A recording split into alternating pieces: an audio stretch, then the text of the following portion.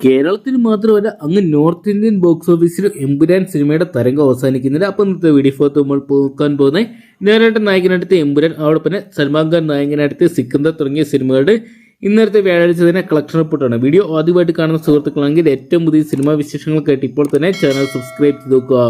ലാലേട്ടനെ നായകനാക്കി പൃഥ്വിരാജ് സുകുമാരൻ അണിയിച്ചൊരുക്കിയ ചിത്രമായിരുന്നു എമ്പുരാൻ എന്ന് പറയുന്ന സിനിമ. അതേസമയം സൽമാൻ ഖാനെ കേന്ദ്ര കഥാപാത്രമാക്കി AR മുരുകദോസ് അണിയിച്ചൊരുക്കിയ ചിത്രമായിരുന്നു സിക്കന്ദർ എന്ന് പറയുന്ന സിനിമ. രണ്ട് ചിത്രങ്ങൾക്ക് മികച്ച കളക്ഷൻ തന്നെ സ്വന്തമാക്കാൻ സാധിക്കുന്നുണ്ടെങ്കിലും വ്യാഴാഴ്ച ദിനം രണ്ട് ചിത്രങ്ങളുടെ കളക്ഷനിൽ വമ്പൻ ഇടിവ് തന്നെയാണ് കാണാൻ സാധിക്കുന്നത്.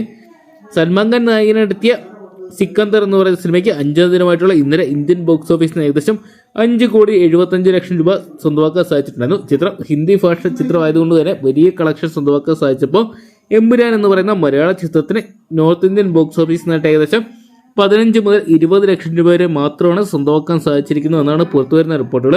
അതേസമയം ചിത്രത്തിന്റെ world wide box office collection report പുറത്തു വരുമ്പോൾ സിക്കന്ദർ എന്ന് പറയുന്ന സൽമാൻ ഖാൻ ചിത്രത്തിനെ അടിച്ചു കളയാൻ തന്നെ സാധിച്ചിട്ടുണ്ട്. ഏകദേശം 230 മുതൽ 240 കോടി രൂപ വരെ ചിത്രം 8 ദിവസം കൊണ്ട് വേൾഡ് വൈഡ് ബോക്സ് ഓഫീസിനായിട്ട് സ്വന്തമാക്കിയപ്പോൾ സൽമാൻ ഖാൻ നായകനായിട്ടെത്തിയ സിക്കന്ദർ എന്ന് പറയുന്ന സിനിമ ആദ്യ 5 ദിവസം പിന്നിടുമ്പോൾ വേൾഡ് വൈഡ് ബോക്സ് ഓഫീസിനായിട്ട് 140 മുതൽ 140 കോടി 25 ലക്ഷം രൂപ മാത്രമാണ് സ്വന്തമാക്കാൻ സാധിച്ചിരിക്കുന്നത്.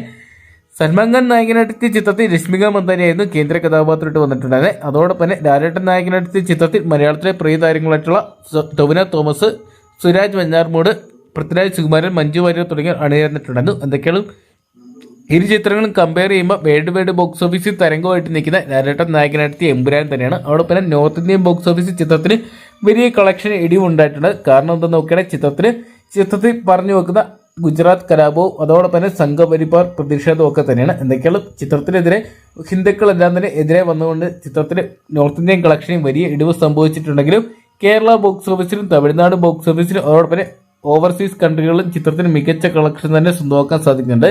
എന്തൊക്കെയാണ് നമുക്ക് കാത്തിരിക്കാൻ ചിത്രത്തിന് വരും ദിവസങ്ങൾ എത്രത്തോളം കളക്ഷൻ വരും ദിവസങ്ങളിൽ സ്വന്തമാക്കുന്നറിയാൻ വേണ്ടി.